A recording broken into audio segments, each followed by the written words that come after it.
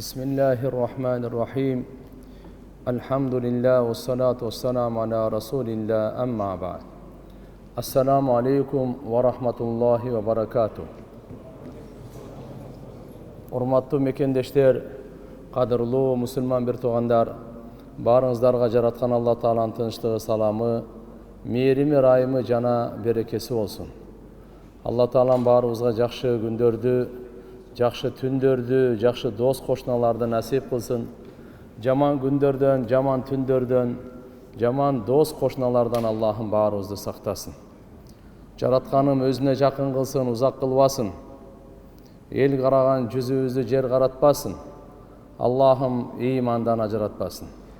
Өлүмдөн алдын тооба, өлүм учурунда рахат, өлүмдөн кийин магфират, рахмат Аллахым баарыбызга насип кылсын. Туугандар, жараткан Алла Тааланын алдында эң баалуу бул ыйман. Алла Таала кайсы пендени жакшы көрсө, ошого ыйман берет. Ал эми дүниөнү, байлыкты жакшы көргөнүнө дагы, көрбөгөнүнө да бере берет, бирок ал сыноо үчүн берет. Ыйманды бактылуулук үчүн берет. Балиллаху ямунну алейкум ан хадакум лил ыйман ин кунтум садикин. Алла силерге жакшылык кылды. Ямунну алейкум, манаке жакшылык кылып турат силерге. Кантип? Силерге ыйманга хидаят берди, жолдомо берди. Ыйман келтиргенге жүрөгүбүзгө Алла Таалам илхам, мындайча айтканда, жараткан Алла Тааланын тарабынан ушундай белек берилди бизге, Аллага ыйман келтирейли дегенчи. Болбосо Алланын алдында казынасында эң улуу неемат бул ыйман неематы. Ыйман менен аз жашаса да бактылуу, бай болсо да бактылуу, кембагал болсо деле бактылуу, көп жашаса деле бактылуу, бий болсо деле бактылуу, эркек, аял, жаш, кары айырмасы жок, балалуу болду, болбоду, бирок ыйман менен эле жашаган болсо бул бактылуу адам. Түбөлүктүү бактылуу адам ал. Ошон үчүн туугандар, ыйманды жаңылап туруш керек. Пайгамбар саллаллаху алейхи ва саллям айткан: "Жаддиду иманакум." Ыйманыңарды жаңылап тургула. Күн сайын, саат сайын ыйманыңарды жаңылап тургула. Ажылык. Ол өмүрүндө бир эле жолу фарыз. Ал дагы только байларга, барып келгенге кудурети жеткен, ден соолугу барларга. Зекет ол только байларга бир жылда бир эле жолу фарыз. Орозо ден соолугу барларга бир жылда бир эле жолу фарыз. Намаз 5 убакыт намаз. 24 сааттын ичинде 5 эле жолу фарыз. Ыйман 24 саат фарыз. 23 саат ыйман менен жашап, 1 саат ыймансыз жашап, мындай болбойт. 1 саат тиякта турсун, 1 минута ыймансыз жашаган болбойт. 1 секунд ыймансыз болбойт. Ошонтун ыйман, адамдын ыйманы бир калпта турбайт. Жакшы амал кылса, ыйманы бекемделип, ыймандын нуру көбөйүп турат. Эгерде жакшы амал кылбаса, күнөөлөрдү кылып тура турган болсо, күнөө кыла турган болсо, анда бул ыйманы алсырайт, ыймандын нуру азая баштайт. Ошон үчүн пайгамбарыбыз ыйманыңарды жаңылап тургула, тазалап тургула, жаддиду иманакум, ыйманыңарды жаңылап тургула. Кыйла кайфа нуджаддиду я Расулаллах, пайгамбарыбызга суроо берилди. Ыйманды кантип жаңылайбыз деп. Ыйманды кантип жаңылайбыз? Кал акстиру мин каули ла илаха иллаллах. Ла илаха иллаллах сөзүн көп айткыла деди. Ушу менен ыйманыбыз жаңырып турат экен, жаңыланып турат экен, жаркырап турат экен, бекемделип турат экен ыйманыбыз. Ушу ыймандын нуру менен жакшы амалды кылуунун аркасынан бактылуулук көзгө көрүнө баштайт. Арам нерсенин артынан бактысыздык көзгө көрүнө баштайт. Бул ыймандын нуру кабырда дагы, пилсиротто дагы, таразада дагы, ахиретте дагы, хашар махшарда дагы пайдасы тиет туганда. Түбөлүктүү пайдасы тиет.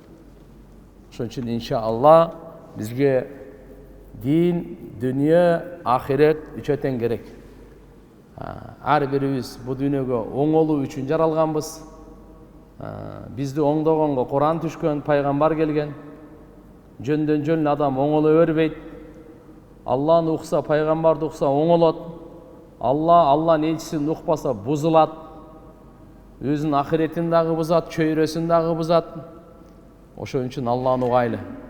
Жаратуучубузду күн сайын өмүр берген, өң түс берген улуу Алланы угуп жашайлы. Айтканын аткарайлы, буйругун аткарайлы, тыйганынан тыйылайлы. Пайгамбарыбыз Мухаммад алейхиссаламды сүйүп жашайлы. Кайраттуулук менен, каниеттүүлүк менен, шүгүрчүлүк менен бири-бирибизге ырайымдуу болуп жашайлы. Уяттуу, биздин динибиз уяттуулуктун дини. Биздин динибиз туугандар жөнөкөйлүктүн дини, ырайымдуулуктун дини.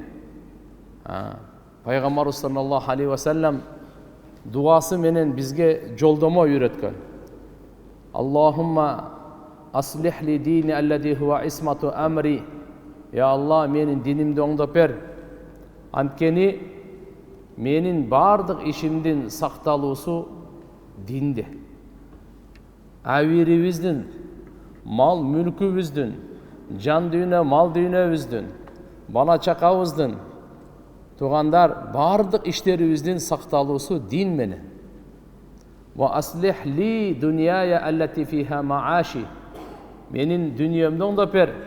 Анткени жашоо тиричилигим бу жерде.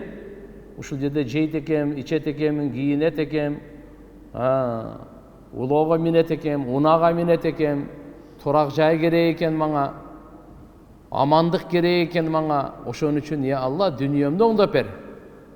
Ва аслих ли ахирати аллати фиха маади. Жана я Алла, менин ахиретимди оңдоп бер.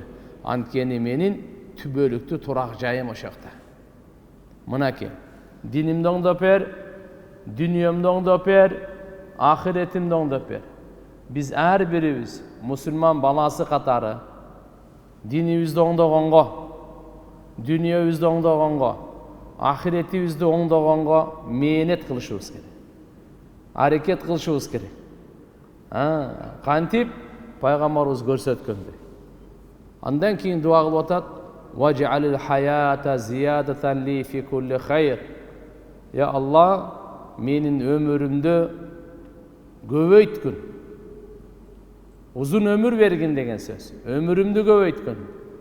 Эмнеде десе, жакшы иштерде. Жакшы иш үчүн көп жашай. Жаман иш үчүн эмес. Жакшы иштерди кылыш үчүн көп жашаган Алладан сурайм. Я Алла, мен өмүрүмдү көбөйтүп бер, жакшы иштерди кылганга. Күнөө кылганга эмес. Бузукулук кылганга эмес. Тоң моюндук кылып, тоң моюн болуп Аллага кутуруп, көп, көзгө май басып, ташбоор болуп, зулумдук кылып, бузукулук кылып, арам иштерди кылыш үчүн өмүр сураса болбойт. Не сураш керек экен аны? Жакшы иш үчүн өмүрдүн узун өмүр сураса болот. Жакшы иш үчүн. Вадж'ал маута рахатан ли мин кулли шар. Жана я Алла, вадж'ал маута, өлүмдүчү мен үчүн рахат кылып бер. Эмнеден? Бардык жамандыктан. Жамандыкка мен учурабайын. Ошо жамандыктан куткарып, мага өлүмдү рахат кылып бер деген пайгамбарыбыздын улуу дуасы. Ар бир мусулман ушу дуаны кылыш керек. Ар бир мусулман ушу дуаны башкаларга үйрөтүш керек. Пайгамбар саллаллаху алейхи ва саллям бул жерде 3 нерсени оңдоп бергенди сурап атат. Жана өлүм менен, жашоо менен өлүмдү сурап атат. Жашоонун эмнесин сураш керек? Өлүмдүн эмнесин сураш керек? Каалайсыңбы, каалабайсыңбы? Жашоо менен өлүмдү Алла жараткан, Алла чечет аны. Ким канча жашайт, качан өлөт, каерде өлөт, кимди кайсы топурак буйрат, буну Алла чечет. Бир пайгамбарыбыздын дуасынан бизге жараткан Алладан сурай турган, Аллага жалдарап жалбырай турган жолдомо берилип атат. Динимди оңдоп бер, дүйнөмдү оңдоп бер, ахиретимди оңдоп бер деп. Дүйнөнү эле сурай бербейли. Ал мен бай жашайын, ишим жүрүшүп кетсин, анан мен кыйын болуп кетейин деп элечи. Ушул бир 60-70 жыл ушул жерде кичине эле ушу дүйнөнү эле сурай бербейли. Түбөлүктүү ахиретибизди сурап калайлы. Сиз үчүн эч ким сурабайт. Сиз өзүңүз үчүн сураңыз, өзүңүздүн келечегиңизге.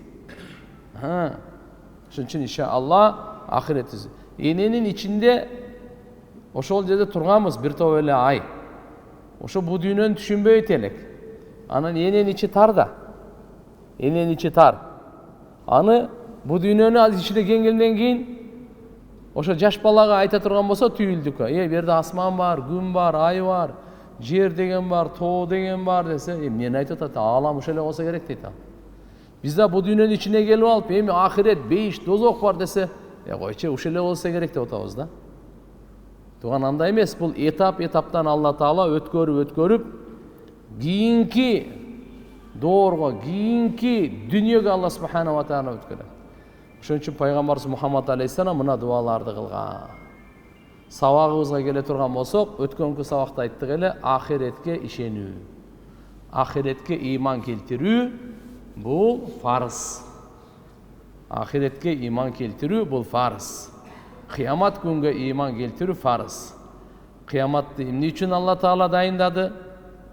Ар бир жакшы иштин акысын бериш үчүн, сыйлыгын бериш үчүн, ар бир жаман амалдын жазасын бериш үчүн. Ошон үчүн кыямат күн адилеттүү күн. Алла өзү соттойт, өзү чечет, өзү кечирет, өзү бейишке киргизет, өзү дозокко салат. Мунун баардыгын Алла Таала өзү неме. Кимди кор кылат, кимди сыйлуу кылат, Алла Таала өзү чечет. Бирок ушунун баардыгы ыйман жана жакшы амалга байланыштуу. Ошон үчүн биздин күн сайын ахиретке болгон ыйманыбыз бекемделсин. Алсырабасын. Күн сайын ахирет боюнча хотя бы 1-2 ооз сөз айтып коелу. Ошондо биздин оңолуубуз башталат. Ошон үчүн мына 6 фарыз бар ыйманда. Өткөндө чечишип айттык эле, үйгө барып Кудай кааласа аялыбызга айтабыз, бала чакабызга айтабыз, айтып келдикпи? 6 ыйманда 6 фарыз. Алла Таалага ыйман келтирүү, анын периштелерине, анын китептерине, анын пайгамбарларына, тагдырга, жакшылык жамандык Алладан деп, жана ахиретке, кыямат күнгө. Өлгөндөн кийин тирилем деп жашайлы. Өлгөндөн кийин тирилем деп жакшы амал кылайлы. Ким өлгөндөн кийин тирилгенге ишенсе, ошол адам жакшы иштерди кылат. Ошол адам жаман иштерди таштайт. Себеп өлгөндөн кийин тирилгенге ишенген киши эртеги Алланын алдында мен жооп беремин. Менин мойнумдагы сурак бар. Ошол киши мына күнөөнү токтотот. Буга мен эртең жооп беремин. Мен жаратуучумдун алдында жооп берем. Элдин алдында эмес, мамлекеттин алдында эмес, Алланын алдында ар бир сөзгө, ар бир амалга сөзсүз жооп беребиз. Жабраил периштелердин мырзасы. Мухаммад пайгамбарыбыз адамзаттын мырзасы.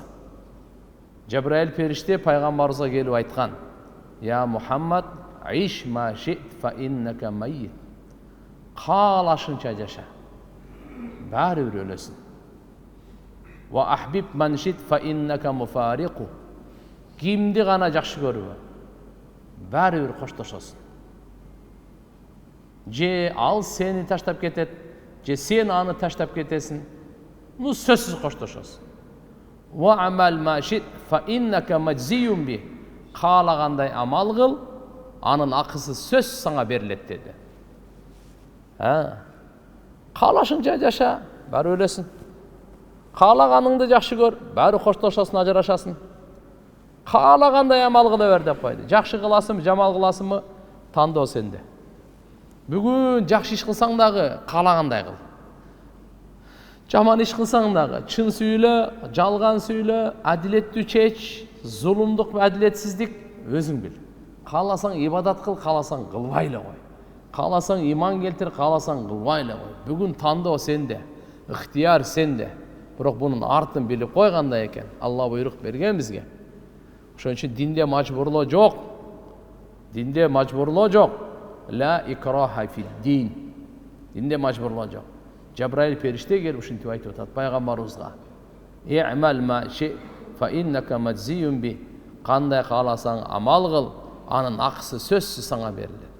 Көзүң менен амал кыласың, кулагың менен амал кыласың, тилиң менен амал кыласың, оюң менен амал кыласың, ниетиң менен амал кыласың, колуң менен амал кыласың, алкымың менен, уяттуу жериң менен, путуң менен, кыскасы айтканда чачтан тырмакка чейин адамдын денесинен амал чыгат тугандар. Адамдын ошол действиялары, кыймыл аракетин амал деп айтат. Амал деп айтат. Мени кол коюп атабы, мейли басып атабы, бардыгы бул амал. Ошону айтып атат, жакшылыкка эгерде жакшы амал кылсаң, машалла, Алла акысын берет. Жаман амал кылсаң, сөзсүз акысы берилет. Ушинтип айтып атат. Ва алам анна шарафал муъмин қиямуху биллейл. Билип қой, момундун шарапаты түнкү намазда, түнкү ибадатта.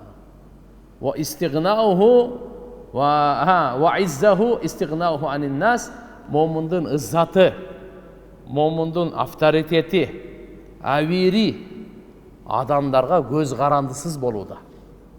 Адамдардын байлыгына кызыкпайлы кой, бийлигине кызыкпайлы кой, мансабына кызыкпайлы кой. Адамдарда эмнеси бар, дүнүйөсүнө ага кызыкпа. Ошодо сенин авторитетиң, сенин иззатың, сенин авириң. Буну ким айтты? Жабраил периште. Кимге айтты? Мухаммад алейхиссалам.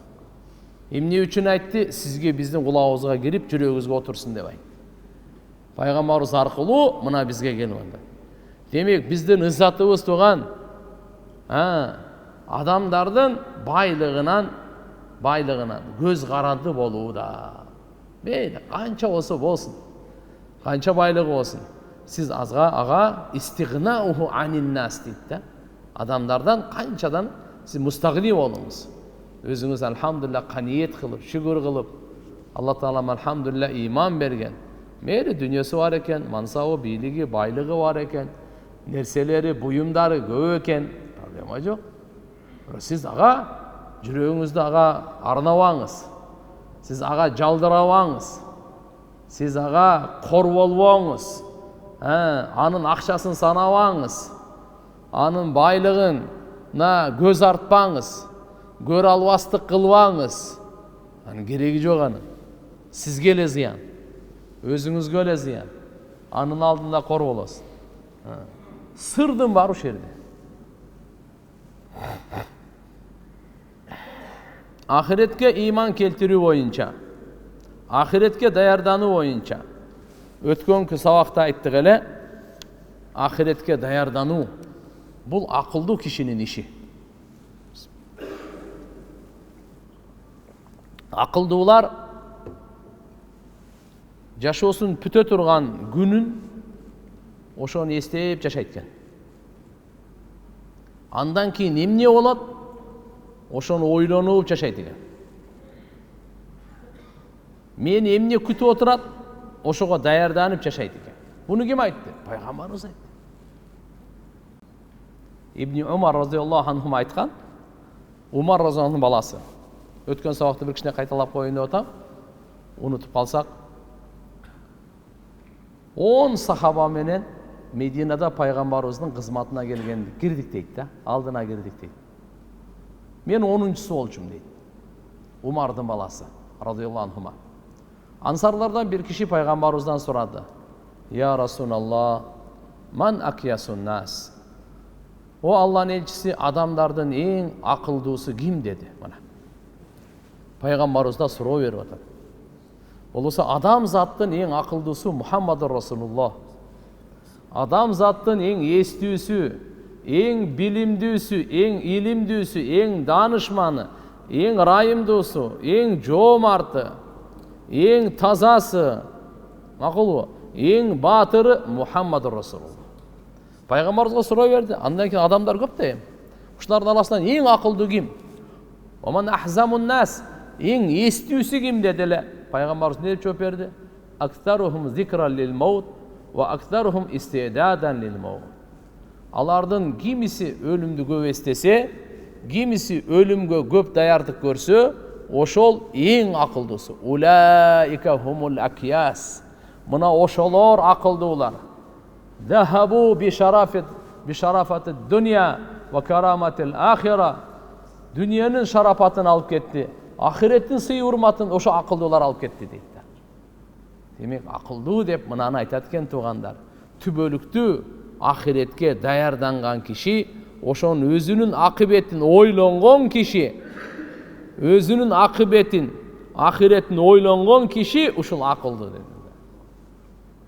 Kur'an-ı Kerim'de Allah Teala وَتَزَوَّدُوا فَإِنَّ خَيْرَ الزَّادِ التَّقْوَى وَاتَّقُونِ يَا أُولِي الْأَلْبَابِ. Acılık boyunca düşkön ayat, azık dayardagıla. Acılıkka bara turgan bolsoň, tazawwadu dep jol azıgын aytat. Jol azıkты zat dep koyot. Jol azıgын dayardanıgıla. Ertege barıp adamlardan tilemçilik kılıp surap жүрбөгүлө.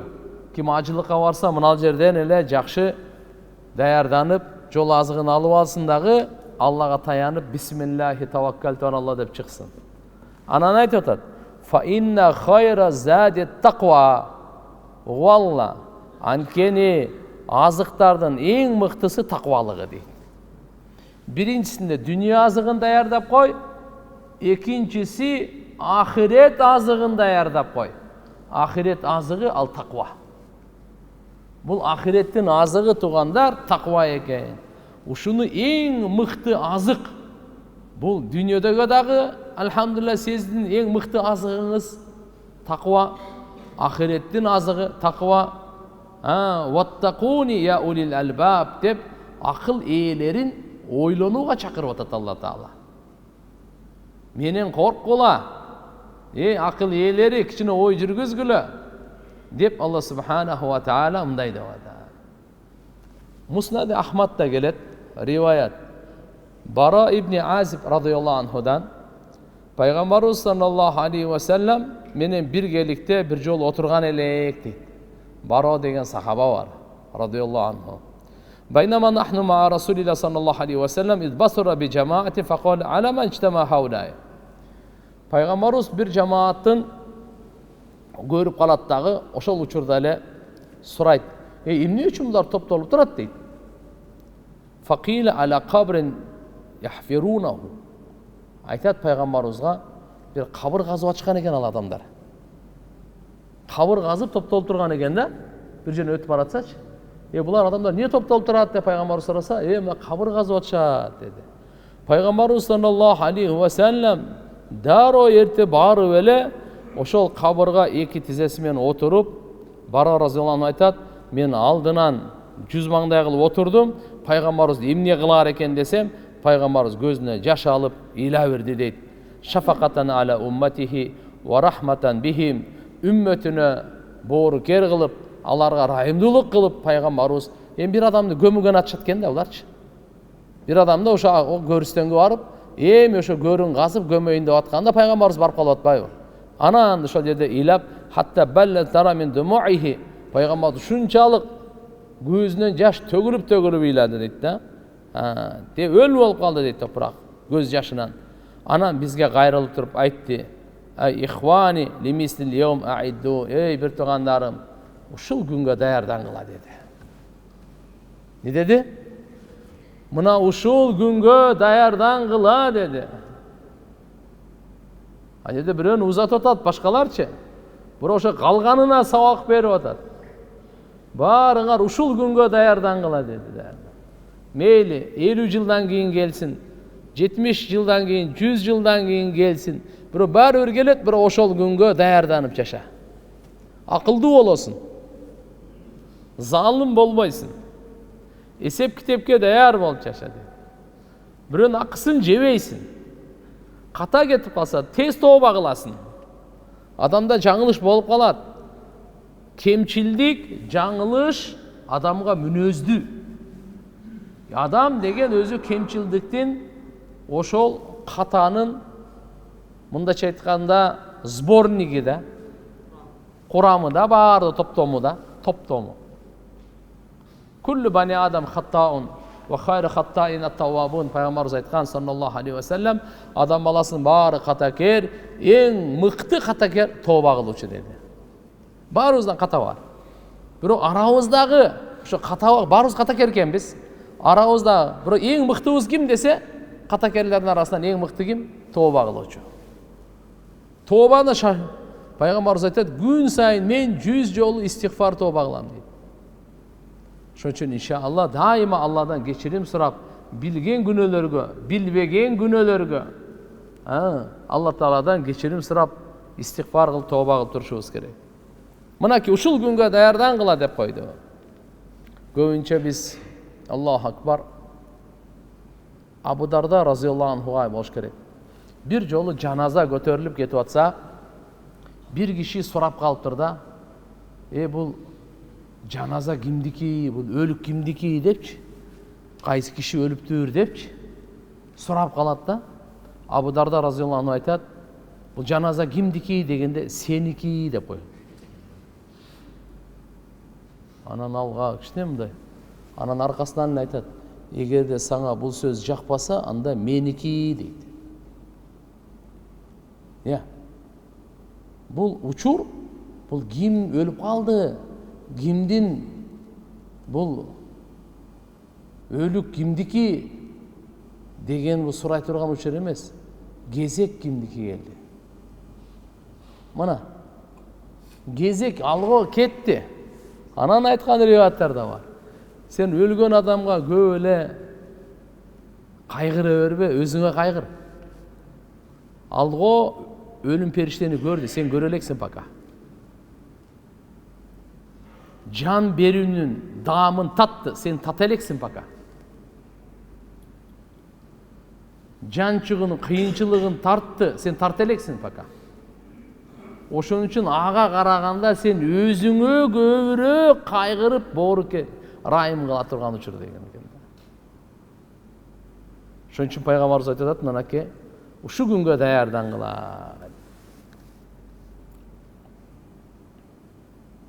Демек, ахиреттин сапарынын азыгы Алла Тааладан таквалы.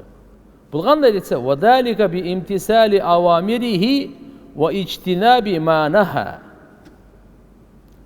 Ахиреттин азыгын сизден сураса, бул ахиреттин азыгы деп эле айтып атат, бул кандай ахиретке азык топтой эле десе, Алла Тааланын буйруктарын аткаруу, тыйгандан тыйылуу менен.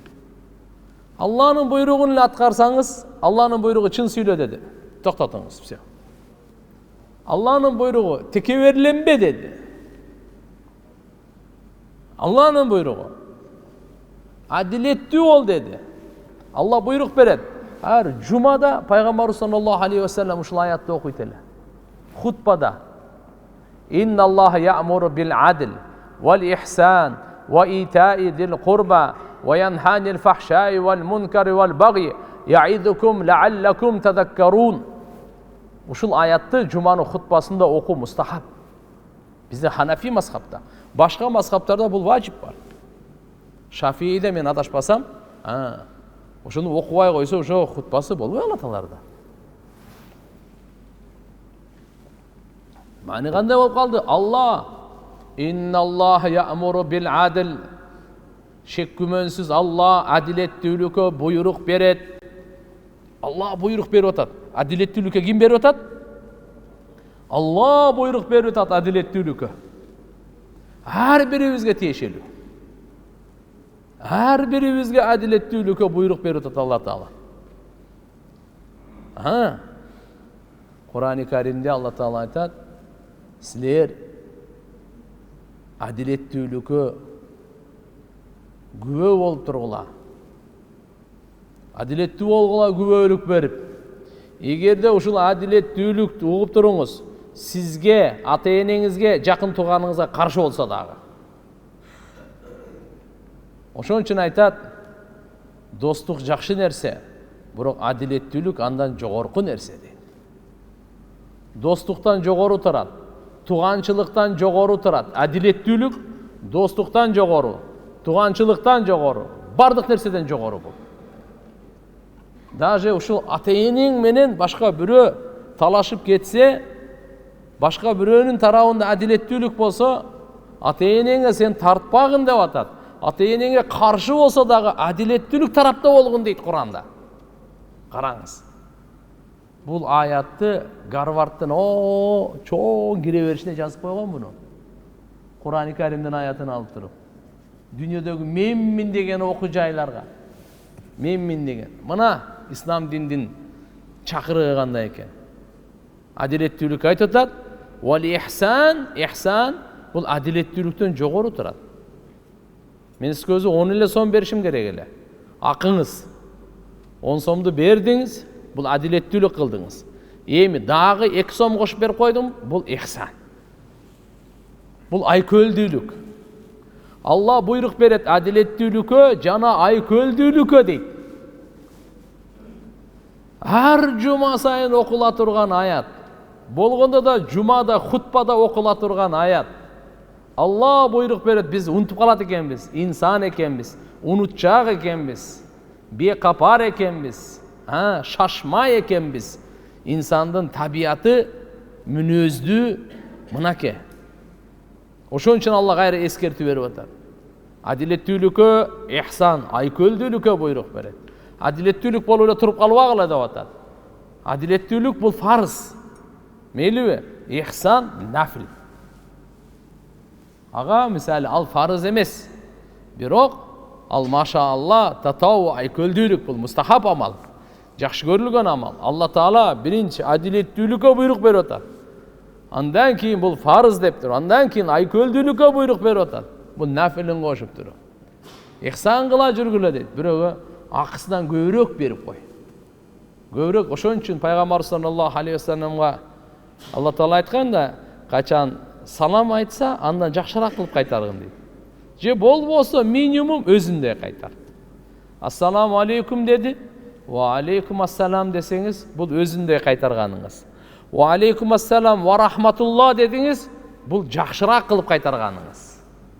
Ушуга саламу алейкум дегенге 10 сооп. Ассаламу алейкум ва рахматулла дегенге 20 сооп. Ассаламу алейкум ва рахматуллахи ва баракату дегенге 30 сооп. Кейбир риваятта ассаламу алейкум ва рахматуллахи ва баракатуху ва магфирату деген 40 сооп. Андан жогору жакшыраак кылып кайтарып бергиле деп атат. Бирөөдөн карыз алдыңбы? Эми карызды карыздай кылып кайтарып берүү бул адилеттүүлүк. Макулбу?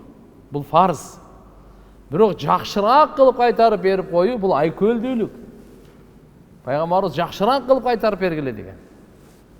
Биз аз бүгүн өзүндөй кайтарып берсек ham түштүк диалектикада айтмакчы катта гап да. Чоң нерсе да бул. Азыр өзүнө кайтарып берилбей калды, тооба кылдым. Аллаху акбар. Андай кылбаш керек. Эми кээде адамда баарыбызга шарият ушундай кылып койгон чындап элечи. Бул түшүп калган, алданып калган, кыйналып калган бир нерсеси күйүп кеткен, тияк бере алып айтат да, буну түшүнсө болот да. Буга мөөнөт бергенге шарият буйрук берген да.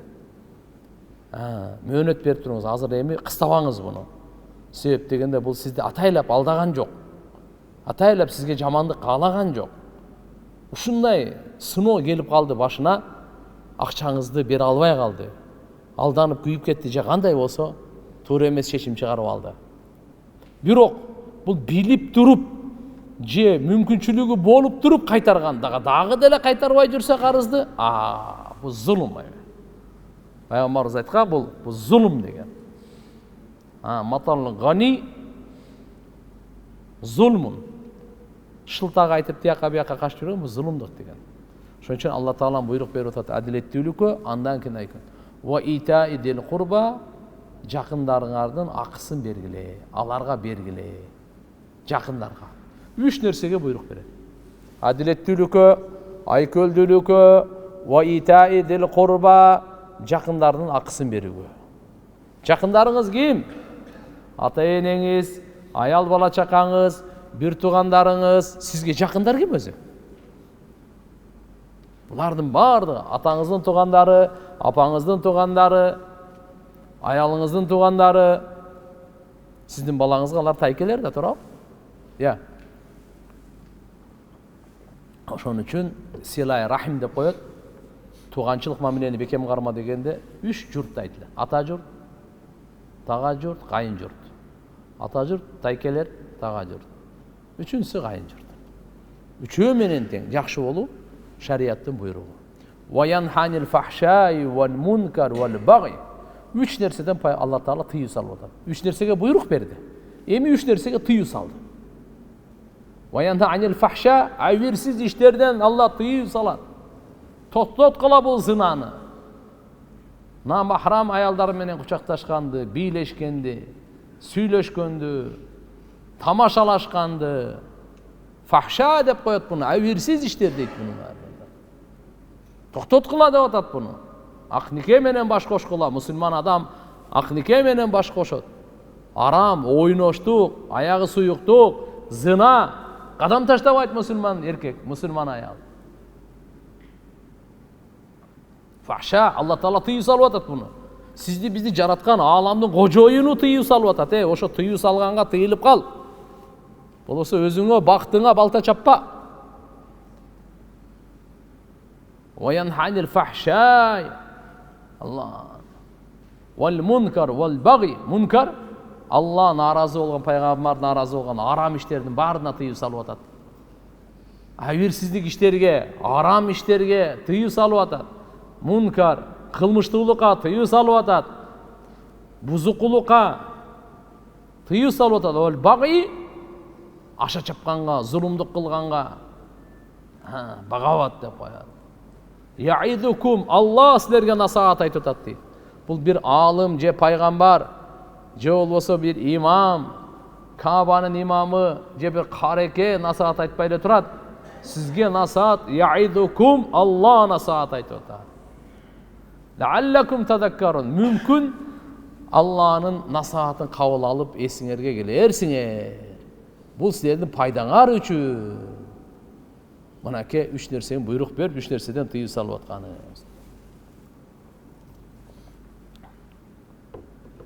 Пайгамбар саллаллаху алейхи ва саллям айтат: "Ал-кайсу ман дана нафсаху ва амила лима ба'дал маут." Акылдуу адам ким? Акылдуу адам өзүнүн напсисин дайыма эсептеп жүргөн адам. Жана өлгөндөн кийинкиге амал кылган адам. Өлгөндөн кийин сизге пайдасы тие турган нерсени бүгүн кылып калыңыз. Аллаху акбар. Пайгамбарыбыз эмне деген сөздү айтып койду бизге? Я. Ва амила лима ба'дал маут. Ал амал кылат өлгөндөн кийинкиге. Өлгөндөн кийин сизге пайдасы тие турган нерсени бүгүн кылыңыз. Өлүмдөн мурда кылыңыз. Чтоб өлүмдөн кийин сизге пайдасы тийсин. Бүгүн дарат алыңыз. Бүгүн сажда кылыңыз. Бүгүн зикир кылыңыз. Бүгүн садака бериңиз. Бүгүн тооба кылып калыңыз. Өлүмдөн кийин ушу сизге пайдасы тиет. Лима ба'дал маут. Өлгөндөн кийинки амал. Акылдуу адам пайгамбарыбыз бир сөз менен айтып койду. Ал-кайсу ман дана нафсаху ва амила лима ба'дал маут. Угуп алыңыз. Акылдуу адам пайгамбарыбыз айтып атат. Ким өзүн эсептеп, өзүн кармап, андан кийин эмне өзүн эсептеп дегенин мааниси кандай? Мен өзүм эмне иш кылып атам мен бүгүн? Бүгүн Алла Таала мага жашоо берди, эмне кылдым мен бүгүн? Эмне жакшы, эмне жаман кылдым? Адам өзү эсептеш керек экен. Нематтарга шүгүр кылдымбы, кылбадымбы? Аллага баш ийдимби же баш ийбедимби? Я. Бүгүн Аллага эстедимби же эстеген жокмунбу? Лима ба'дал маут, анан өлүмдөн кийинки адам. Вал ажизу ман атба нафсаху ва хава ва таманни ала Аллах амани. Алсыз адам ким? Акылы жок адам ким дейт. Нәпсинин аркасынан ээрчийт дагы жараткан Алладан үмүт кылып алат да. Үмүттөнүп. Өзү кылган иши акмактык. Жана Алладан үмүт кылат. Бу кандай деген нерсе? Буну пайгамбарыбыз алсыз, ажиз деп койгон. Абу Джафар радиаллаху анху айтат: Суиля Расулуллах саллаллаху алейхи ва саллям айюл муъминина акяс. Момундардын кимиси эң акылдуу? Пайгамбар саллаллаху алейхи ва саллям айтты: аксарухум зикра лил маут ва аксарухум лима ба'даху исти'дадан. Акылдуусу ким экен? Өлүмдү көп эстеген жана өлүмдөн кийинкиге даярдык көргөн. Көп даярдык көргөн. Мына ахиретке даярдык көрүү адамдын жүрөгүнчө ислам динге ача турган аламаты ушул. Жүрөккө иман кире тургандын мына аламаты ушул. Ахиретке даярдануу. Ибн Касир рахматуллаху алейх айтат, Ибн Аби Хатим рахматуллаху алейх риваят кылган Ибн Масуд разияллаху анхудан. Ибн Масуд деген пайгамбарыбыздын сахабасы. Мен деген сахабаларынан бири. Алым болгон, муфти болгон, кары болгон, пайгамбарыбыз менен бардык газаттарда чогуу болгон, эң алгачкы иман келтирген сахабалардын бири. Жөнөкөй сахаба эмес, пайгамбарыбыздын дуасын алган, өзгөчө дуасын алган. Өзгөчө. Пайгамбарыбыздын жастыгын көтөрүп эле жүрчү. Пайгамбарыбыздын бут кийимин көтөрүп эле жүрчү. Кайерге отура турсаң жастык коёт эле. Бут кийимин көтөрүп жүрөт эле. Сахибин алейн деген аты бар. Ошо Ибн Масуд разияллаху анху айтат: "Кара Расулуллах саллаллаху алейхи ва саллям, пайгамбарыбыз саллаллаху алейхи ва саллям бир аятты окуду. Ал аят мындай: Ба'даузу биллахи минаш шайтанир ражим. Фама юридиллаху ан яхдияху яшрах садраху лил ислам." Угуп алыңыз. Кимге Алла Таала хидаят бергенди кааласа, кимге Алла Таала хидаят бергенди кааласа, мындайча айтканда туура жолго салганды кааласа, туура жолго жолдогонду кааласа, яшрах садраху лил ислам, анын көкүрөгүн исламга ачып коёт экен. Бул аят. Курандагы аят шундай. Кимге Алла Таала хидаят берүүнү кааласа, анын жүрөгүн исламга ачып коёт деди. Қалу, я Расулаллах, ва ма хада шарх. Сахабалар сурашты. Ушул аяттын тафсирин. Сиз айтып атасыз, о Алланын элчиси, Алла айтты, жүрөктү исламга ачып коёт. Ушу ачуу деген мааниси эмне деди? Кантип ачат? Эшикти ачканды түшүнүп атабыз. Машинени ачканды түшүнөбүз. Сууну ачып жакканды түшүнөбүз. Ислам динге жүрөктү ачып коёт дегенди мааниси эмне деп пайгамбарыбыздан сурашты. Пайгамбар саллаллаху алейхи ва саллям мындай деди: "Нурун юхдафу фил калб." Жүрөктү ачып коёт деген мааниси жүрөккө нурду жайгаштырып коёт дейт. Жүрөккө нур салына деген. Жүрөккө нур салына деген. Андан кийин калу, я Расулаллах, фа халли залика мин амара ту'рафу. Şu жүрөккө нур салганды бир белгилери барбы биле турган? Кандай белгиси бар? Билсек болобу кимдин жүрөгүндө нур бар, кимдин жүрөгүндө нур жок? Ушун бир биле турган, бир нерсе белгиси барбы? Азыр Аллахумма салли ала Мухаммад эмелер бар го, узилер. Карап атпайбы? Жүрөк оорубай, өпкө оорубай, бөйрөк, ичеги карын бардыгын. Эми булардан белги сурап атат пайгамбарыбыздан. Жүрөгүндө нур барбы, же жокпу деген ушундай белги, биле турган белги барбы деди. Биле турган белги бар. Пайгамбарыбыз саллаллаху алейхи ва саллям айтты: "Наам, ооба бар" деди. Калу ва ма хия? Сахабалар сурашты. Кайсы белги деди. 3 белгисин айтты. Жүрөктө нурдун бар экен белгиси 3 деди. Al-inabatu ila daril khulud birincisi. Wa tajafi an daril gurur ikincisi. Wal istidad lil maut qabla nuzul üçüncüsü. Биринчиси инабат деген жүрөктүн кайтуусу. Иля дарул хулуд, түбөлүктүү жайга. Түбөлүктүү жай кайсы? Бейиш. Ахиретте эки тең бар, дозок, бейиш. Бирок мусулман адамдын жүрөгү, мусулманга Алла Таалам бейиш даярдап койгон. Ошон үчүн бунун жүрөгү дайыма бейишке жүздөнүп турат экен. Дарул хулуд түбөлүктүү бара турган жайга жүрөгү жүздөнүп турат экен. Бир. Экинчиси, жалган дүйнөдөн жүрөгү узакта болуп турат экен. Ат-таджафи ан дарил гурур деп коет, жалган дүйнө бул дүйнөдөн. Жүрөгү будан узак болуп турат экен, жүрөгү ахиретке жүздөнүп турат экен. Үчүнчүсү, өлүм келерден мурда өлүмгө даярдануу деди. Ал-истидад лил маут кабла нузул, өлүмдөн мурда, өлүм келерден мурда өлүмгө даярдануу. Кимде ушул үч нерсе болсо, жүрөгүндө нур бар дейт. Мына ошо жүрөгүндөгү нур бар экенин белгиси ушул үч экен. Буну пайгамбар саллаллаху алейхи ва саллям айтат. Демек, биздин устазыбыз Маулана Надур Рахман дамат баракатухум, Алла өмүрүнө береке берсин, ушул аяттын тафсиринде айтат эле, кимдин жүрөгүндө нур болсо, ал бир амал кылаардан мурда ойлонот. Ушул мен ахиретиме пайдабы же зыянбы? Менин бейишиме жолдомо береби же кандай? Кимдин жүрөгүндө нур болсо, анын жүрөгү бейишке кайрылып турат деп атпайбы?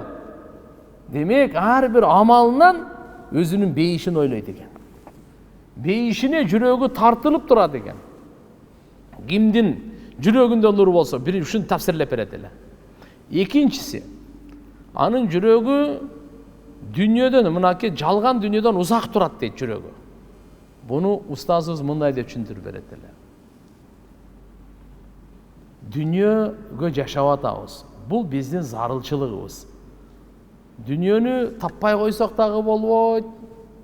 Дүйнөгө аралашпай койсок дагы болбойт. Буну мисалы дейт эле, ажатканага барган киши дейт эле. Барбай койсо болбойт да. Кажетибиз бар. Сөз барабыз. Бирок бирөө кирип алып чыкпай атат да.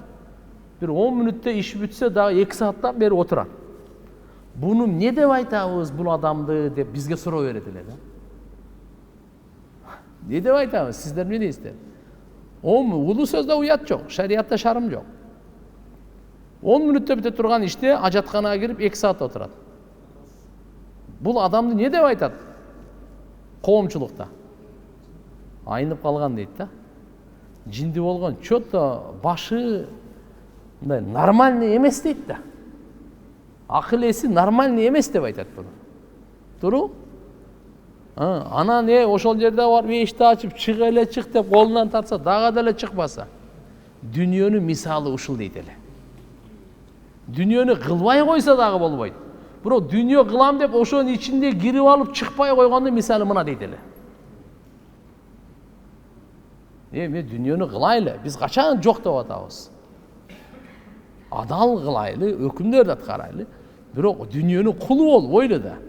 Дүйнө үчүн биз бири-бирибизди өлтүрбөйлү. Бири-бирибизди кырбайлы, бири-бирибизди кордобойлу. Дүйнө үчүн бири-бирибизди соттошуп, жинди болуп, азыр болуп атпайбы ушу жашообузда? Же жокпу? Узактагылар болчу эле, азыр бир туугандар болуп атпайбы ушу? Бир туугандар. Апасы бир тарап, баласы бир тарап, чоң баласы бул жакта, чоң кызы тиякта. Бири-бирин соттошуп, каматып, жок эмес, мына лазым эмес, мисал айтып берем сизге. Мен бирөөдөн уккан эмесмин, прямой мага түз кездешкен маселелерди айтып атам сиздерге.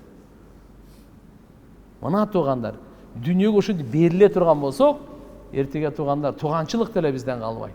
Бизден адамгерчилик деле бизден эч нерсе жок болгон. Биздин баалуулугубуз деген эч нерсе жок. Мына кимдин жүрөгүнө дүйнө орногон болсо ушуга барат да. Ошонун мисалын ажатканага кирип чыкпай койгондой деп айтат эле. Анын мисалы мен бар экенбиз. Мени кажетиңиз бүтүрүңүз бүттүбү? Чыгыңыз дүйнөдөн эми, келер кечке отура бербей. Мына мечитке келиң бияка. Зикир ибадатка келиң. 5 убакыт намазды таштабаң. Ошон үчүн Алла Таалам сыноо үчүн 5 вакыт намазды 5 жерге коюп берген. 5 жерге коюп берген. Пешимге азан айтылат. Хайя ала-сала дейт. Сода кылып атасың да. Содаңды токтотуп тур дагы Алла чакыртат, намазга кел дейт. Ана эми биз билебиз ким дүниөнүн кулу, ким Алланын кулу. Саартан түшкө чейин дүнүйө иштедиңиз. Шүгүр кылыңыз, токтотуңуз. Ошо дүнүйөнү бере турган, берекесин да бере турган Алла, берекесин алып кое турган дагы Алла. Намазга келдиби? Токтотуңуз дагы. Келиңиз намазга. Алланын буйругун аткарыңыз. Мынаке. Алладан береке сураңыз, ахирет сураңыз, ишиңиздин оңолушун сураңыз. Андан кийин кайра барыңыз, мейли. Асырга чейин иштеңиз. Асырда да хайя ала-сала, бияка келе дейм. Токтотуп туруңуз. Асырды кылың. Шамга чейин деле бар экен. Шамга чейин иштеңиз, айланып кетпейин. Бирок асырды каза кылбаңыз. Шамга келдиңиз, шамды каза кылбаңыз. 5 вакыт намазды мындай кылып койгон Алла Таала.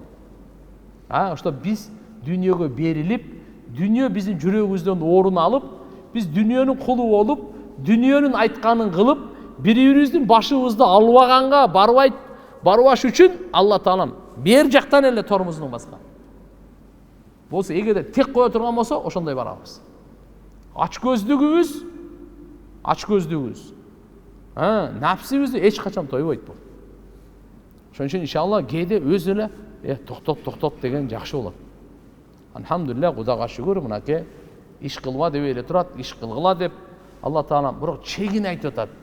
Эби менен кылгыла, чеги менен кылгыла, жол жобосу менен кылгыла. Бай болдуңузбу? Зекетиңизди унутпаңыз. Машалла, байсызбы? Кичпейил болуңуз, жоомарт болуңуз, кажеттерди бүтүрүңүз башкалардын. Намазыңызды каза кылбаңыз, шүгүрдү көбөйтүңүз. Жалган ант ичпеңиз, бирөөнү алдабаңыз. Анча-мынча ошо содагерлер сада сатып алат сизге, же сизден сатып аласыз, же бирзе карыз бересиз, жумшак болуңуз, ырайымдуу болуңуз деп. Пайгамбарыбыздын жолдомосу ушул. Үчүнчүсү, өлүмдөн мурда, өлүм келерден мурда, өлүмгө даярдык көрүү. Мына үчөөнү эстеп алабызбы?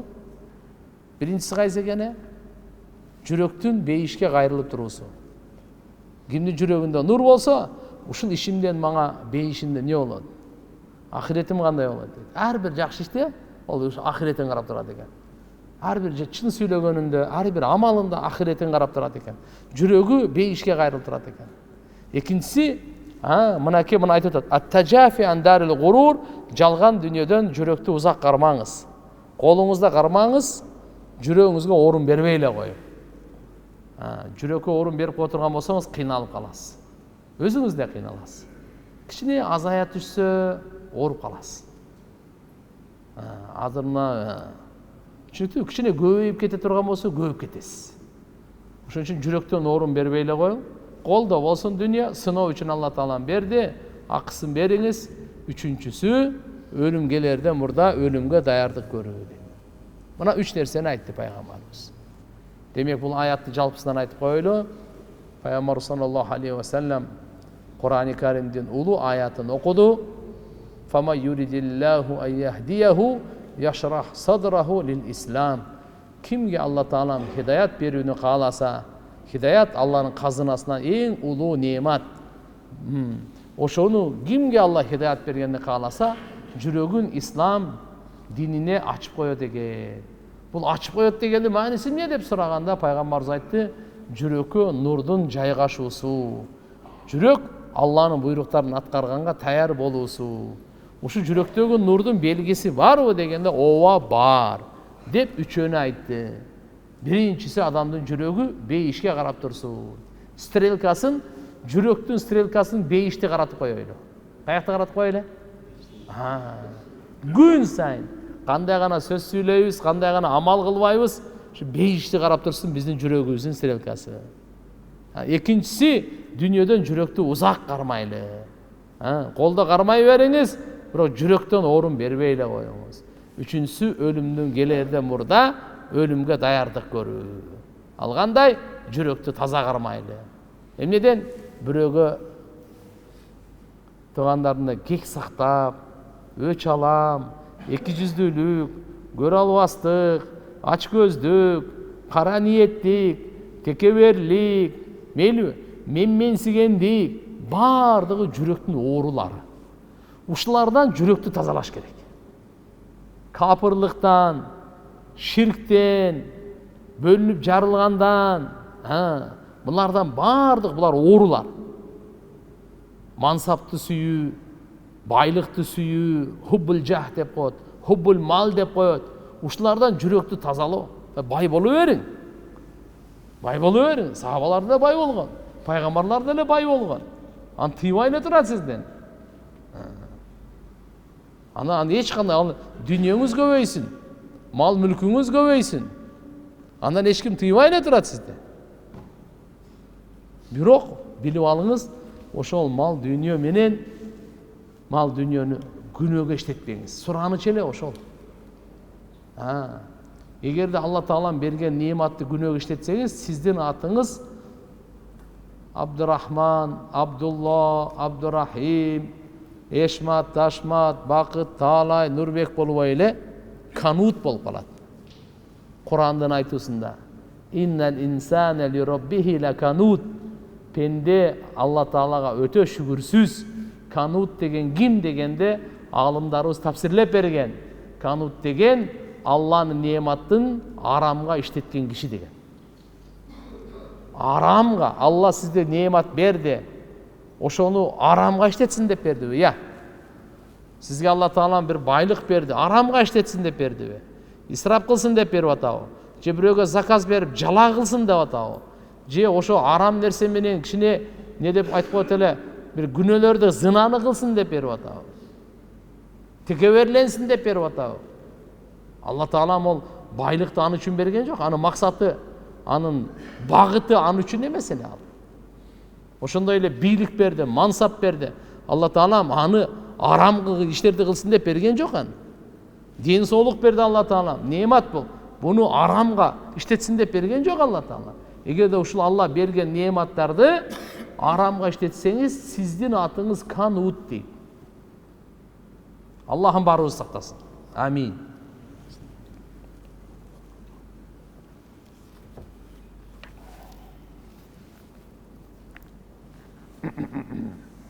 Кээ бир адамдар айтып калат, эми ахиретке даярдануу, өлүмдөн кийинки даярдануу, эми барбы жокпу Кудай билет эми.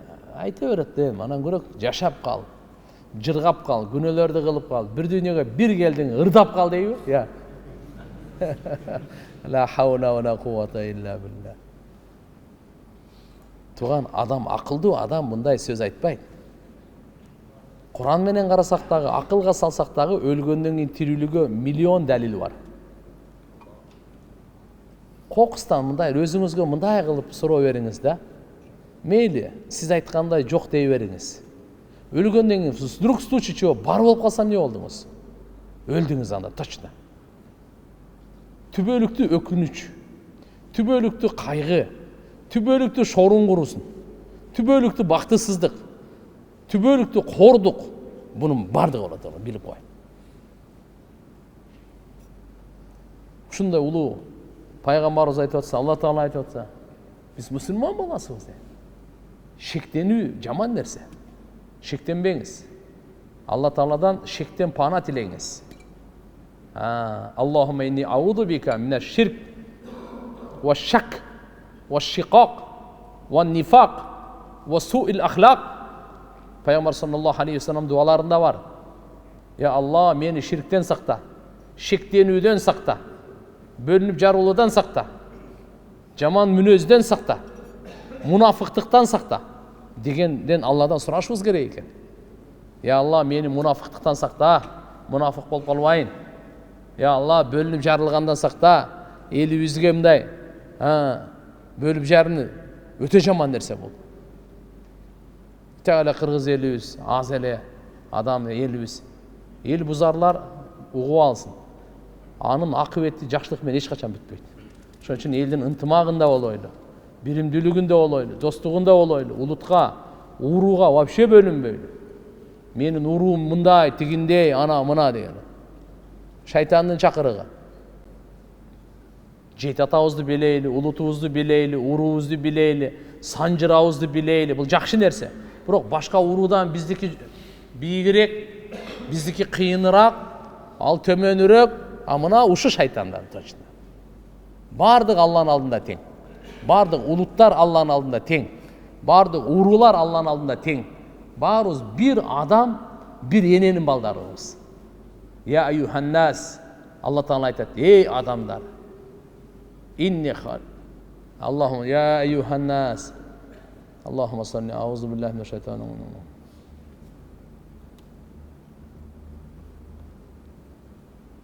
Я аюханнас. Карачы мен азыр эсиме чыгып кеткен. Мейлі адыр. Азыр келет иншалла. Эй адамдар, мен силердин баарыңарды бир ата бир энеден жараттым. Жана силер бири-бириңерди таанып, урматтап жашашыңар үчүн ар кандай улут, эл, уруу кылып койдум. Силердин араңардан эң урматтууңар Алланын алдында эң такыбаңар дейт. Инна халакнакум мин закарин ва унта. Я юханнас, инна халакнакум мин закарин ва унта, ва жаалнакум шууба ва кабаила литаарафу, инна акрамакум индаллахи аткакум. Мына аят. Ошон үчүн иншаалла, мына жердеги тургандар, биз ахиретке даярдануу нерсе кемибеш керек. Куранда Алла Таала айтат: "Лакад кунта фи гафлати мин хада, факашафна анка гитаака, фабасарука ал-йаума хадид." Сенче ушу нерседен ахиреттенчи бекапар болуп турдуң да. Бекапар түшүнөсүздөр? Вообще кайдыгер. Эстебейт. Ахиретін ойлонбойт. Ушуну айтат бекапар деген сөз. Алла Таалам акыл берди. Күздө ойлоп атабыз эми, күздө көмүрдү камдап коелу, эртеге суук болот. Кандай болор экенби, свет өчүп калбайбы? Мамлекеттин деңгээлинде ойлонот. Үй бүлөнүн деңгээлинде ойлонот. Кудум ушундай эле, ал балам чоңоюп атат, муну үйлөйүн деп атам, кызым чоңоюп атат, турмушка берейин деп атам, же өзүм болсо үйлөнөйүн, келечекти карадам, келечекти ойлонуп жашайт. Чыныгы келечек өлгөндөн кийин. Ошодон бекапар, кайдыгер болгон өтө чоң уткуруу. Өтө чоң уткурууга. Алла Куранда эмне деп атат? Лакад кунта фи гафлати мин хада. Лакад кунта фи гафлати мин хада. Мына ушул нерседен сен бекапарда элең. Факашафна анка гитаак. Эми биз сенден парданы ачып койдук дейт. Фабасарука ал-йаума хадид. Бүгүнкү күнү сенин көзүң өтө тез болуп калды. Көрөсүң, ахиретти көрөсүң деген сөз да. Ахирет азыр көзүбүздө пардада. Ким көрүп келиптир дейт. Ким ошо, ким өлүп тирилип көрүлүптүр андай мындай. Ушундай суроолор бар эл арасында, анча-мынча кичине акылы орунда эмес. Тугандар, пайгамбарыбыз саллаллаху алейхи ва саллям буну бардыгын айтып койду бизге. Бирок бардыгын кабары менен, далили менен берип атат. Сен бу дүйнөдө жок элең. Сени кандай кылып көздү ким берди сага? Бир тамчы суудан көздү ким берди сага? Ошол ойлонуп аткан мээңди, сүйлөп аткан тилиңди, мынау чайнап аткан тиштериңди ким тизип койду муну? Сурай турган киши бир сонда. Буну Алла Таала бардыгын далил менен алып келип айтат. Сенин көз алдыңда парда ача турган күн келет. Ачып коебуз, көрөсүң ошондо өз көзүң кандай тез болуп калат экен. Ошодон сен бекапарда элең деп эскертүү берип атат туган. Эскертүү берип атат. Ошон үчүн ахиретке ишенген адам мал жанын Алланын жолунда сарптаганага жеңил болот. Бүгүн тугандар, биз мусулман баласы башкаларды кое туруп, өзүбүздү ойлойлу, айтайлы: жан меники эмес, Алланыкы, мал меники эмес, Алланыкы. Жан дүйнөм дагы, мал дүйнөм дагы менде аманат. Бул Алланыкы. Меники, аз бизде кандай деп жашап атабыз? Жан меники, каалагандай иштетем. Мал мүлк меники, каалагандай иштетем деп. Бул туура эмес түшүнүк. Жан Алланыкы, сеники эмес. Демек, Алла Таала каалагандай иштетем, пайгамбар айткандай. Мал мүлк меники эмес, Алланын аманаты берди. Мен колумда өзү эч нерсе жок эле. Эми Алла Таала каалагандай, пайгамбарыбыз көрсөткөндөй иштетем. Алла Таала сизди бизди жамандыкка буйрубайт. Пайгамбарыбыз жаман жол көрсөткөн эмес. Бизге эң бактылуу жол, эң таза, уяттуу жол көрсөткөн. Эң берекелүү, эң ырайымдуу дос жол көрсөткөн мына.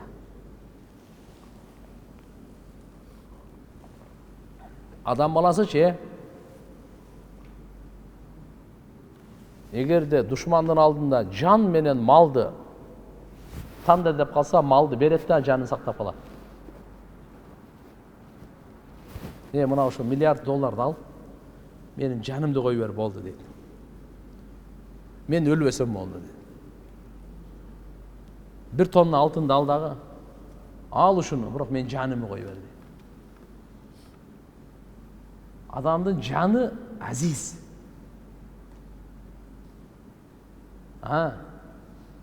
Малды бери берет. Байлыкты бери берет, алып кет дейт. Билигин да бери берет, байлыгын да бери берет. Бар нерсени, бирок мен жаныма тийбейт. Бирок эгер жан менен адамдын авири, ыззаты экөө келип калса, жанды бери берет, авири сактайт бул. Намызга келгендечи, намыз адам жанынан жогору туруп калат. Адамдын жаны малынан жогору турат да. Ошон үчүн ичи карап туруп, ошо ала турган жанды бир жан алсаң ал. Бирок мен намызымды бербейин дейт. Мен ыззатымды бербейин дейт. Ошон үчүн пайгамбарыбыз айтты, ким мал дүйнөсүн сактап, эгерде өлүп кала турган болсо, шейит болот дейт. Ман кутила дуна малихи фа хуа шахид. Ким малы үчүн ушу мал дүйнөмү бербейм, токто деп күрөшүп атып кокустан өлүп калса, шейит болот. Адамдын малын, жанын Алла Таалам иззат берген, сый берген. Демек, ахиретке ишенген момун адам качан бекем ишенсе, мен өлгөндөн кийин тирилем деп, жанындагы, малындагы Алланын ыраазычылыгы үчүн сарптаган ага жеңил болот.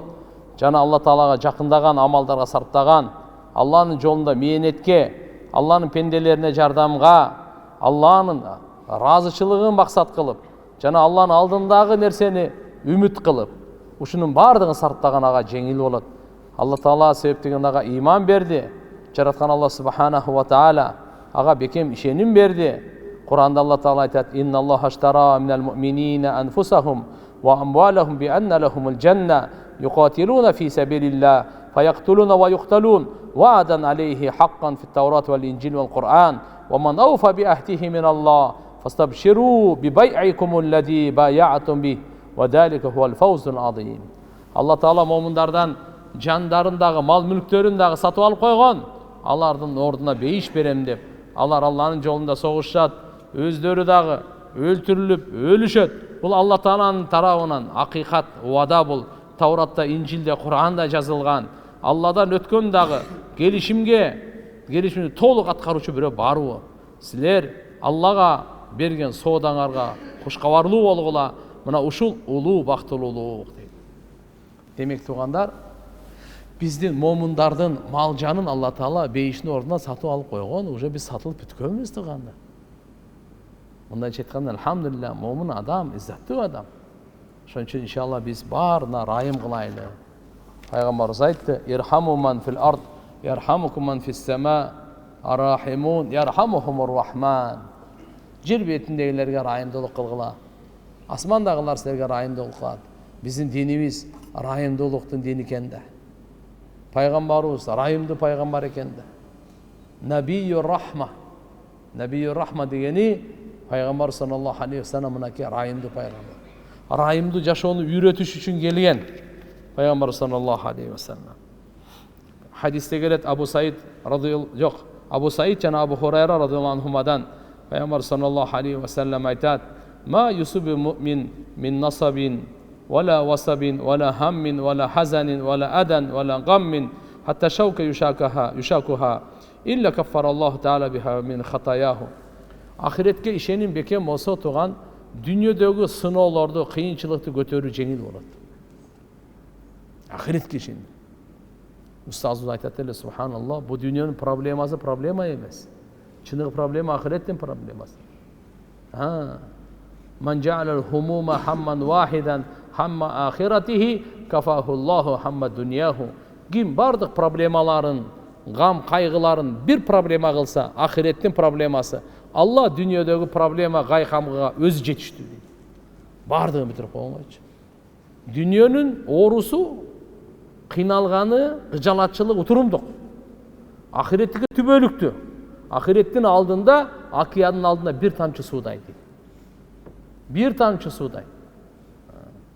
Ошон мына жердеги пайгамбар саллаллаху алейхи ва саллям айтат, момун адамга кандай бир чарчоо, оору, кайгы, гам, кыжалатчылык, ыза жада калса, ушу тикенек путуна тие турган болсо, Алла ошол аркылуу каталарын кечире берет дейт. Караңыз. Иман Алланын алдында ушунчалык баалуу экен. Имандуу адамдын кандай гана нерсе жетпесин, Алла ошо аркылуу кечире берет экен күнөөсүнчү. Кичине кыжалат болуп калдыңызбы? Күнөөңүз кечирилет. Кичине чарчап калдыңызбы? Күнөөңүз кечирилет. Кичине ызаланып калдыңызбы? Күнөө кечирилет. Кичине кайгырып атсаңыз дагы күнөө кечирилет. Жада калса ушу путуңузга бир тикен тийсе дагы күнөөңүз кечирилет. Биздин устазыбыз субханалла укмуш сөз айтат эле да. Кээ бир өзү адамдын адаты мисфакты оң чөнтөгүнө салып коет да. Мисфак. Ооз табалап жут го. Анан кийин дарат алайын десе, адашып кетип, ага чейин сол чөнтөгүнө салып алган экен дагы. Оң чөнтөгүн караса жок да. Каяка түшүп калды экен деп. Бир аз кыжалатчылык пайда болду да. Түшүнүктүбү? Мындай караса сол чөнтөгүндө экен. Бияка салган турбайбы деди. Ушуга да күнөө кечирилет дейт. Ушунчалык кайгырганга дагы, ушунчалык сизге кичине бир канча десем бир 3-4 секунд же бир 5 секунд же 10 секунд сиз кыжалат болдуңуз. Алла Таалам ушу кыжалат болгонуңузга да күнөөң кечирет дейт. Карачы. Мына хадис ушунун мазмунун айтып атат. Момун адам адал ырыскы издеп чарчап калса, күнөөсү кечирилет экен. Адал ырыскы издеп, иштеп атып чарчап калдыңыз дагы. Чарчаганыңыз күнөөңүздүн кечирилгенге себеп. Кичине ооруп калдыңыз, үчкүрүп калдыңыз. Баш ооруп калды, тиш ооруп калды, ич ооруп калды. Күнөөлөр кечирилет экен. Ошон үчүн ишке карап, эгерде бир ооруп калсаңыз, тополоң кылбаңыз да. Күнөө кечирилет деп спокойно болуп туруңуз. Алхамдулилlah бу. Кайгыга, кыжалатчылыкка, ызага. Жада калса путуңуз менен эгер таш тээп, мүдүрүлүп кетсеңиз, чалынып кетсеңиз, ушуга да күнөө кечирилет. Карачы. Суроолор болуп калды. Атата.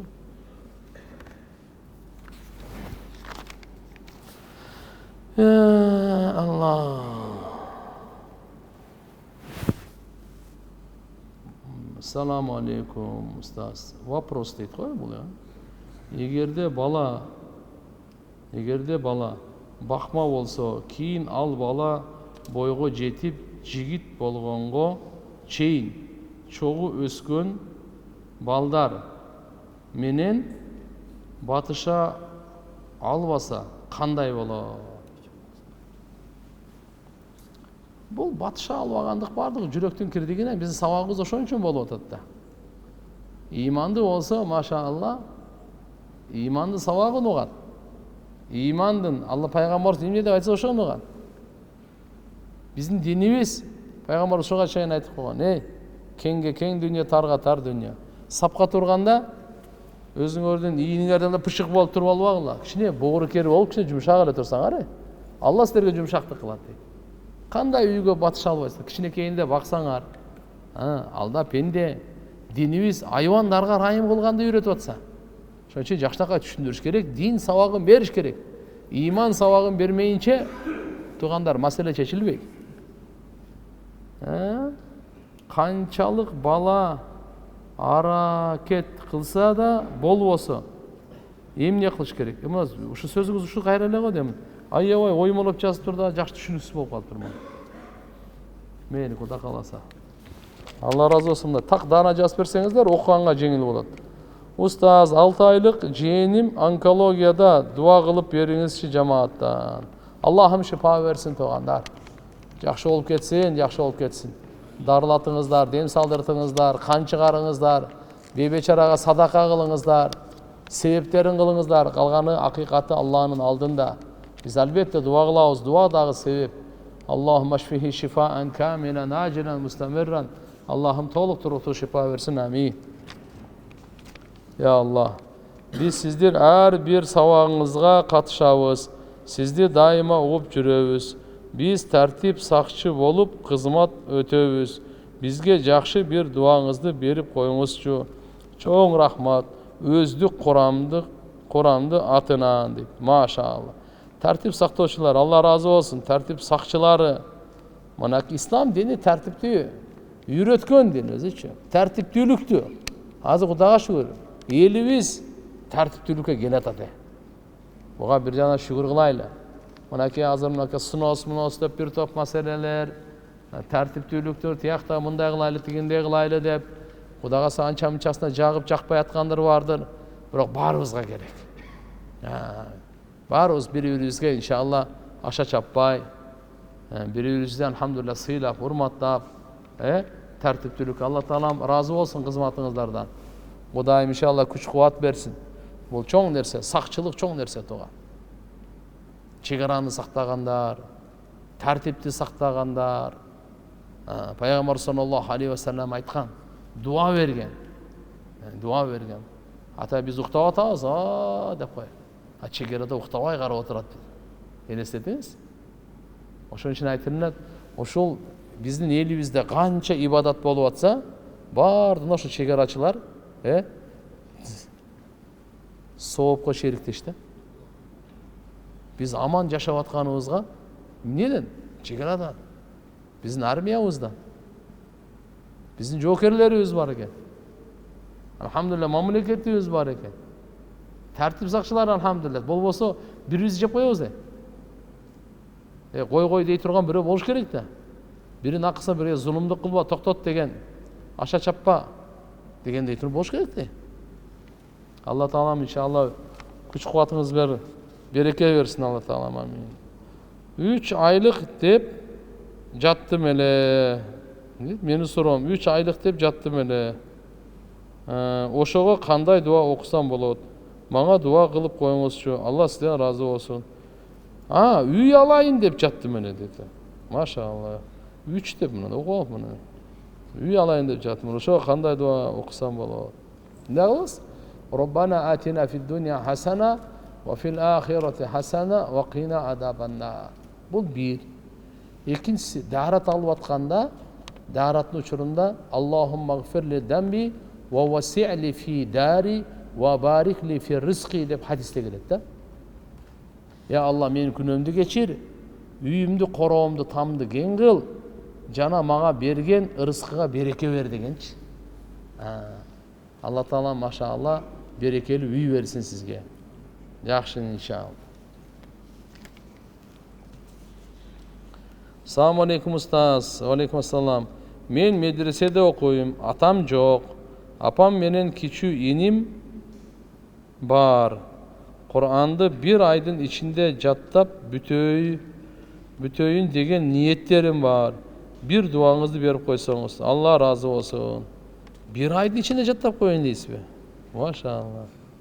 Алла берен десе еш кеп емес. Пакистанда Маулана Салимулла хан рахматулла алейх деген улуу аалым өткөн. 5-6 жыл болуп калды ошо өткөнүнө, bir 100дөн ашып жашады. 2003 жылы ошо кишиден бир аз сабак алдым. Сабагына катыштым. Ошондо 16.000 расмий окуу жайдын президенти болчу. Ошо киши 27 күндө Куран жаттаган кишилер. Керемет. Ушундай да оборот экен, машалла. Көп нерелери бар эле, эми айтсак. Сизде иншалла Таалам сизге жеңил кылсын, баарыбызга Куран жаттаганды жеңил кылсын. Баарыбызга Алла Таалам жүрөгүбүзгө салсын. Кандай эле мынакей дүйнөбүз жүрөгүбүздө бар го. Эч ким айтпаса деле, чакырбаса деле, кызыктырбаса деле, жүрөк дүйнөнүн баарын издеп эле, кууп эле бүткүл дүйнөнү аңтарып келдик го. Құранға да Алла Таала мүмкіншілік берсін, амин. Атаңыз жоқ екен, Алла рахматын алсын. Бирок сіздің ар бир жакшы иш кылганыңыз атаңызга дагы сообу жетип турат. Пайгамбарыбыз айткан, идамата ибн адам инқата амалу. Адам баласы өлгөндө бардык амалдары токтойт, үзүлөт, бүттү. Илля мин салас, үчөөнөн башка. Садака жария бар, илмин юнтафа бихи бар. Үчүнчүсү валадун салих яду лаху. Имандуу перзент таштап кетсе, мындай Куран жаттайм деген балдарды таштап кетсе, намаз окуйм деген балдарды таштап кетсе, илимдүү, каары, жакшы балдарды тарбиялап таштап кетсе, ушунун дуасы ата энесине түздөн түз бара берет экен да. Өлгөндөн кийин дагы тие берет да туугандар.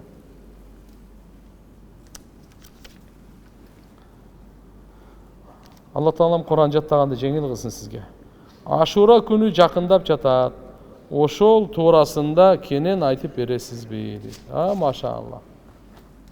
Туган, бүгүн 8-чи Мухаррам 1447 жыл хижри боюнча пайгамбарыбыз Мухаммад алейхиссалам Меккеден Мединага көчүп келгенине 1447 жыл болду.